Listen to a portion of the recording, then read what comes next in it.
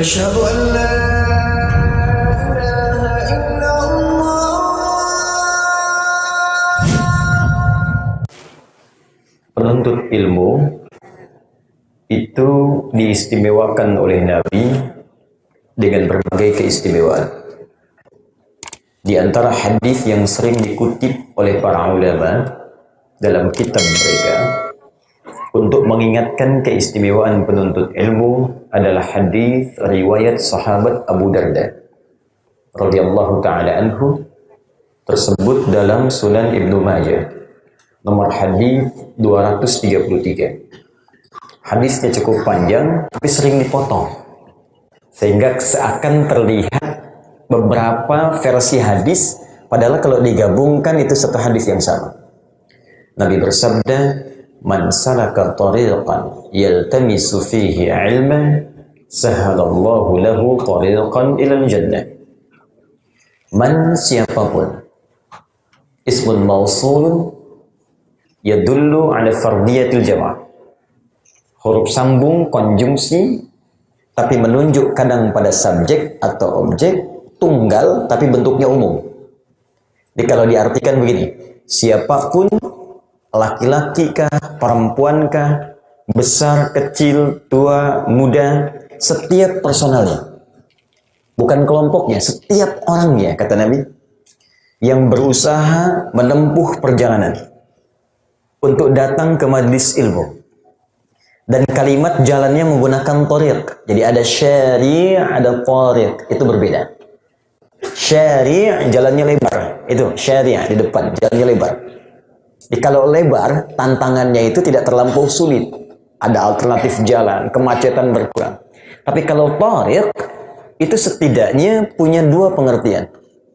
Satu, jalan kecil yang berliku. Tidak mudah dilalui.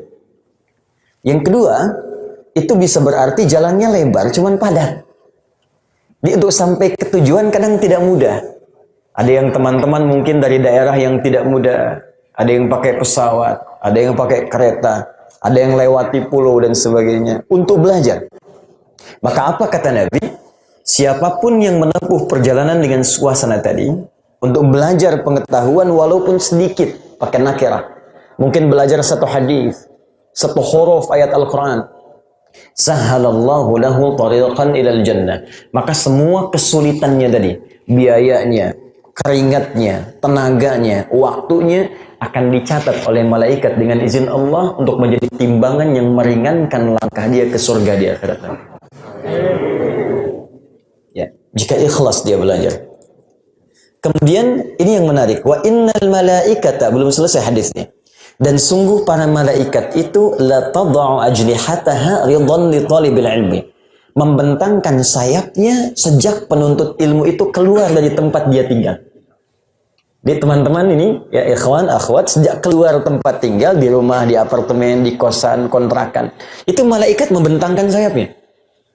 Sampai dia berangkat, selama di jalan, duduk di majlis ilmu sampai pulang.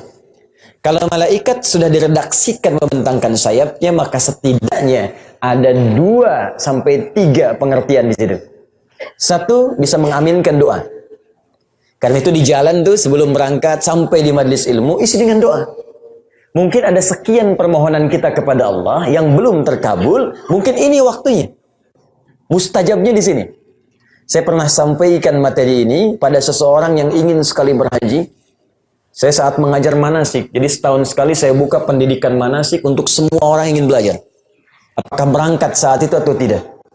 Saat yang lain memvideokan, ada yang melihat, ini yang satu, dia menyimak dengan baik, kemudian dia berdoa dalam hatinya, dia minta. Saat ta'lim berlangsung, ya Allah, saya ingin haji. Tapi saya tak punya kemampuan untuk berangkat saat ini. Tapi saya seakan merasa di depan Ka'bah, ya Allah. Nangis dia. Pulang-pulang dia kemudian jadi imam di musalla, dia bacakan rangkaian ayat haji Al-Baqarah 196 sampai 203. Tiba-tiba terdengarlah oleh seseorang makmum di belakang. Bapak imam di sini? Iya. Musalla di sini? Iya. Bapak tadi baca ayat-ayat haji ya Pak? Iya. Sudah haji belum? Belum. Pak, tahun ini haji ya. Saya ongkosin pakai warna plus. Ijabah. Ya, boleh jadi ada yang kelihatan belum ada jodohnya, ya Allah. Entah. Pekerjaan ingin dimudahkan, minta. Ya. Yang kedua itu istighfar. Jadi begitu Anda istighfar, malaikat mengatakan amin ya Allah, ampuni dosanya. Makanya orang-orang yang rajin ke majelis ilmu itu direkomendasikan oleh para ulama di antara hal yang bisa menurunkan maghfirah Allah itu majelis ilmu. Pernah dengar orang yang pernah membunuh 100 orang? Wah, mabuk dia. Wah, itu mabuknya udah khatam, jangan saingan. Ya. Mabuk khatam. Maaf, berkelahi khatam. Bunuh orang 99, konsultasi dikasih tahu ini sulit tobatnya. Makanya nanti kalau ada imam, maaf ini ada ustadz jangan terlampau keras. Ya. Kalau memang ada orang ingin berubah, berikan jalan untuk berubah. Ketika kemudian tidak ada jalan, kata orang ini sulit tobat, bunuh sekalian. Genap 100. Konsultasi pada seorang syekh, Allah selalu membuka jalan untuk kembali. Tidak ada manusia yang sempurna. Maka diberikan jalan orang ini yang paling bagus. Datanglah pada Ustadz Fulan, cobalah engkau datangi majlisnya dan minta bimbingan untuk kembali kepada Allah Subhanahu wa taala. Di ketika orang ini ingin taubat, ditunjukkan ke majelis ilmu. Di jalan dia menangis, ya Allah, aku ingin taubat. Ya Allah, istighfar dia. Aku ingin berubah. Qadar Allah belum sampai ke masjid itu, belum sampai ke majlis ta'limnya, tiba di pertengahan. Jadi kalau ini majlisnya baru di tengah-tengah lebih sejengkal sedikit. Dia berharap datang ke majlis ilmu, di pertengahan maut datang lebih cepat menjemput dia. Meninggal seketika pada saat itu dalam keadaan sedang taubat. Maka apa yang terjadi? Turun perintah Allah seketika mengantarkan, diterima taubatnya, kemudian diperintahkan untuk memasukkan dia dalam golongan hamba Allah yang soleh dengan surganya.